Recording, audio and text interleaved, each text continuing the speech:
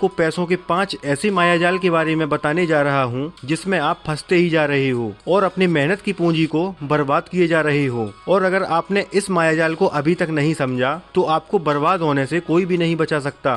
But don't worry, इस video में आपको 3 ऐसे सॉल्यूशन भी बताऊंगा जो आपको इन सबसे निकलने में आपकी हेल्प करेंगे। तो सबसे पहले जान लेते हैं कि पैसा आखिर काम कैसे करता है। दोस्तों, आज से कुछ लगभग 500 साल पहले तक लोग खरीदारी करने के लिए बार्टर सिस्टम का यूज किया करते थे। बार्टर सिस्टम मतलब सामान के बदले सामान, पर उसमें लोगों को बहुत ही दिक्कतें आ रही थीं। लोग हमेशा ऐसे लोगों को नहीं ढूंढ पाते थे जिसे सामान के बदले आपका सामान चाहिए होता था। लेकिन उस समय जो चीज सबसे ज्यादा वैलिड थी वो था गोल्ड यानी सोना। इसलिए ज्यादातर लोग सोने के सिक्कों से ही खरीदारी किया करते थे। पर हर समय सोना लेकर घूमना भी सेफ नहीं था, इसलिए आसपास के सुनारों ने लोगों से सोना कलेक्ट किया और रसीद देना स्टार्ट कर दिया, जिस पर लिखा होता था कि मेरे पास आपका इतना सोना जमा है। और जब लोगों को सुनार के डॉक्यूमेंट पर भरोसा हो गया तब वो बिना कुछ चेक किए जरूरत की चीजें खरीदारी कर लेते थे। और जब सुनारों को ये बात पता चली कि लोग अपना सोना लेने वापस नहीं आ रहे, तब उन्होंने और भी ज्यादा रसीदें बनाना शुरू कर दिया,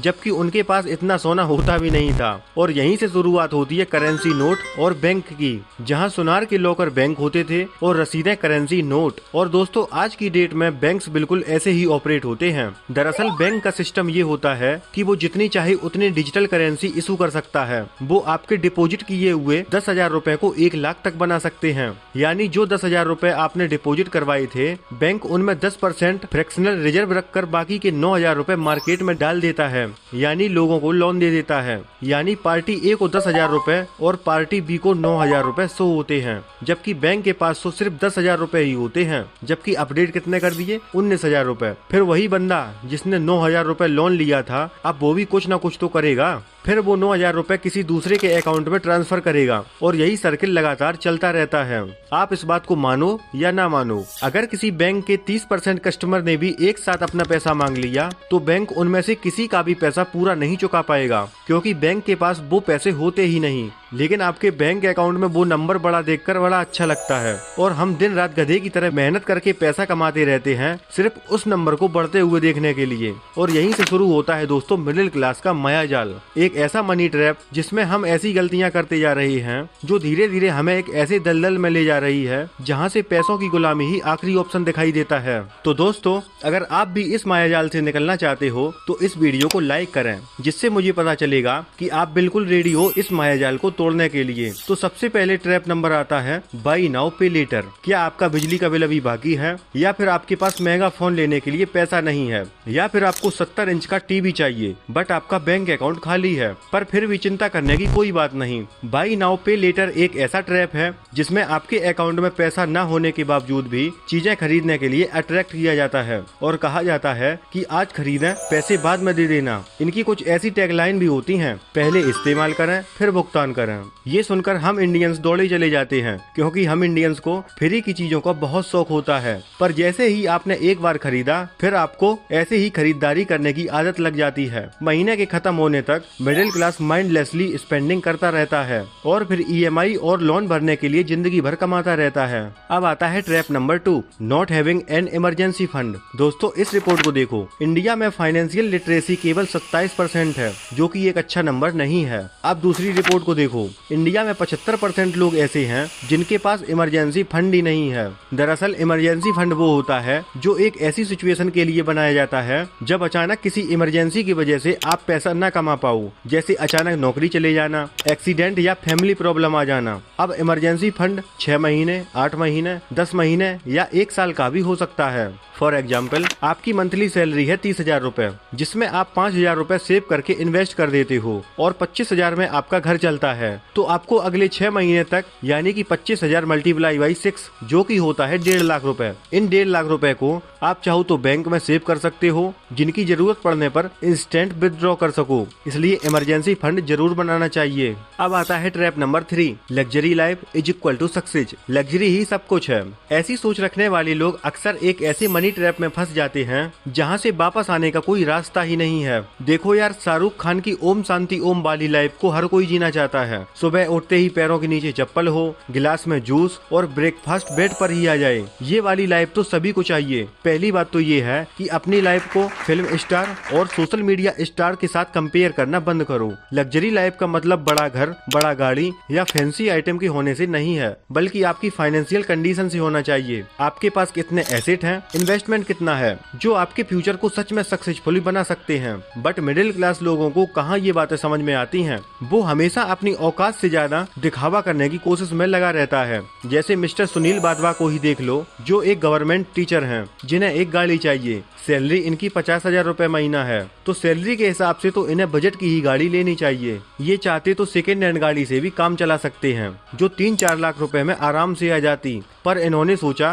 कि समाज में लोग क्या बोलेंगे। गवर्नमेंट जॉब वाला आदमी एक सेकेंड हैंड कार ले आया, अरे इससे समाज में तो इज्जत खराब हो जाएगी। गाड़ी लेंगे तो नई ही लेंगे, भले ही लोन क्यों न लेना पड़े। और इन्हें पसंद आती है एक चमचमाती 12 लाख की कार। फिर ये डाउन पेमेंट करते हैं, जो इन्होंने बड़ी ही मुश्किलों से सेव किया था, और 10 लाख रुपए का लोन ले लेते हैं। अब इस EMI कैलकुलेटर में देखो, 10 लाख का इन्होंने कार लोन लिया है। 5 सालों के लिए इनकी मंथली EMI बनेगी 20,785 रुपए। यानी कि इनकी सैलरी का लगभग 46 से 47% हिस्सा तो केवल EMI में ही जाने लगा। अब हम लोग home loan, education loan, personal loan, हर तरह की लोन लेते हैं ताकि हम अमीर या रिच क्लास दिख सकें। और यही दिक्कत है, आजकल के युवा अमीर दिखने की कोशिश करते हैं, अमीर बनने की नहीं। अब आता है trap number 4, chasing get rich quick scheme. एक बार जेफ बेजोस ने वॉरेन बफेट से पूछा कि आपकी इन्वेस्टिंग स्टाइल तो बहुत ही सिंपल है, जिसे कोई भी आसानी से कॉपी करके अमीर बन सकता है, फिर भी लोग अमीर क्यों नहीं बन पाते। इस पर वॉरेन बफेट बोलते हैं कि nobody wants to get rich slowly, यानी हर कोई अमीर बनना तो चाहता है, लेकिन रातों रात। अब इस रिपोर्ट को ही देखिए। मुंबई के एक बैंक कर्मचारी ने मनी हीस्ट, जो नेटफ्लिक्स पर वेब सीरीज आई थी, उससे इंस्पायर होकर अपने ही बैंक से 34 करोड़ की चोरी कर ली, क्योंकि भाई साहब को रातों रात करोड़पति जो बनना था। और बाद में पुलिस ने इन महाशय को धर दबोचा और जेल में डाल दिया। आजकल के युवा को 21 दिन में पैसा डबल करने का भूत सवार रहता है, इसलिए वो आए दिन बैटिंग एप्स, टेलीग्राम लिंक्स, इन सभी में गैम्बलिंग करने के लिए उतावला रहता है। और इसी चक्कर में लाखों लोगों के साथ स्कैम कर दिया जाता है। देखो यार, अमीर बनना एक दिन का गेम नहीं है, बट डोंट वरी, ये आपके साथ नहीं होगा, क्योंकि इस वीडियो में हम ऐसे 3 रास्ते जानने वाले हैं जिससे आप किसी भी मायाजाल को आसानी से भेद दोगे। तो चलिए सॉल्यूशन पे। Solution number 1, stop trading time for money. जब तक आप अपने पैसों को मालिक बनाकर रखोगे, तब तक आप एक ट्रैप में फंसे रहोगे। इसलिए पैसों को मालिक नहीं, उसे काम पे लगाओ। उसका यूज करो कोई पैसिव सोर्स बिल्ड करने के लिए या बिजनेस सेटअप करने में। आप अपना थोड़ा टाइम या पैसा लगाकर अपने आप को प्रोडक्टिव बना सकते हो और अच्छी खासी इनकम जनरेट कर सकते हो। अगर ये कुछ नहीं करना तो आप अपने पैसों को स्टॉक्स में या इंडेक्स फंड में इन्वेस्ट कर सकते हो, जहां आपका पैसा हमेशा के लिए काम करेगा और ऑन एन एवरेज 12 से 15% का एनुअली रिटर्न भी देगा। जैसे इसे आप SIP कैलकुलेटर में देखो, अगर आप 15,000 की SIP 20 सालों के लिए करते हैं, जहां आपको 13% का रिटर्न मिलेगा, तो 20 सालों बाद आपकी वेल्थ 1,70,00,000 रुपए हो जाएगी। Solution number 2, automate savings. आजकल के युवा की सबसे बड़ी दिक्कत यही है, कितना भी कर लो महीने के अंत तक कुछ बचता ही नहीं, और जब कुछ बचता ही नहीं तो इन्वेस्ट क्या करोगे। ऐसा इसलिए होता है क्योंकि हमारी सेविंग्स को लेकर इक्वेशन ही गलत है। हम दुनिया भर के खर्चे पहले ही कर लेते हैं, जबकि करना क्या चाहिए, पे योरसेल्फ फर्स्ट। महीने की इनकम आते ही सबसे पहले अपने इन्वेस्टमेंट का ऑटो पे का ऑप्शन सिलेक्ट करो, जिससे सबसे पहले सैलरी का 10 से 20% हिस्सा कट के फ्यूचर के इन्वेस्टमेंट में चला जाएगा। इसका सबसे अच्छा फायदा ये होगा कि आपको सेविंग करने की चिंता नहीं रहेगी। फिर 5-10 साल बाद ये इन्वेस्टमेंट इतनी बड़ी हो चुकी होगी जो आसानी से आपको किसी भी ट्रैप से बाहर निकाल सकती है। Solution number 3, avoid pressure tactics. अगला सॉल्यूशन बताता है कि हमेशा प्रेशर देने वाले लोगों से या काम से दूर रहो। जैसे अभी जल्दी ले लो, बाद में ऑफर निकल जाएगा, जल्दी से इस स्कीम में पैसा लगाओ, या फिर बैटिंग ऐप डाउनलोड करो और इंस्टेंट कैश पाओ। जहाँ ये सारी बातें होने लगे तो वहाँ से तुरंत ही निकल लो, क्योंकि ये सब चीजें ही आपको ट्रैप में फंसाती चली जाएंगी। तो दोस्तों, कैसी लगी ये वीडियो आप कमेंट में जरूर बताएं, और हाँ, चैनल को प्लीज सब्सक्राइब जरूर कर लेना। अब दोस्तों मिलते हैं हम अगले वीडियो में, तब तक के लिए जय हिंद, जय भारत।